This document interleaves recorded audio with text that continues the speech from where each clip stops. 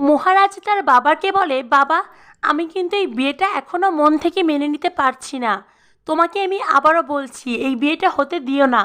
মহারাজের বাবা বলেন, আচ্ছা মহারাজ, আমার ওপর কি তোর একটুও ভরসা নেই? তুই কি আমাকে একটুও ভরসা করতে পারছিস না? তুই তো কোনো দিন আমার সিদ্ধান্তকে নিয়ে এমনটা বলিসনি, তবে এখন কেন বলছিস আমি সেটাই বুঝতে পারছি না। মহারাজ বলে, বাবা, এখানে তোমার আমার সম্পর্কের ভরসার কথা আমি বলছি না। আমি মেন তোমার বড় ছেলে, মানে আমার দাদা ভাইকে বিশ্বাস করি না, ভরসা করি না। একটা গরিব ঘরের মেয়েকে তুমি বিয়ে দিচ্ছ, সেই মেয়েটার জীবনটা যদি ও শেষ করে দেয়।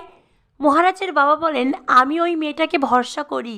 আমি জানি ওই পুরো বাড়িটাকে বদলে দেবে, হয়তোবা ও তোকেও পাল্টে দিচ্ছে।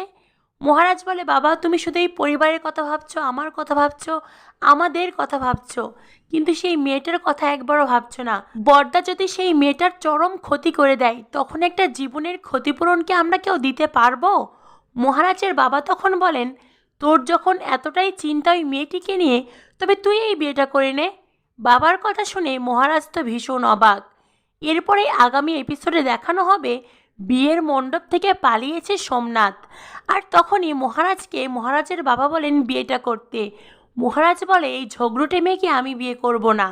পূজারিনী বলে, মা, এই গুন্ডাটাকেও আমি বিয়ে করব না। তখনই সেখানে সুদখোর নস্কর আসে, আর পুরো সিন পাল্টে যায়।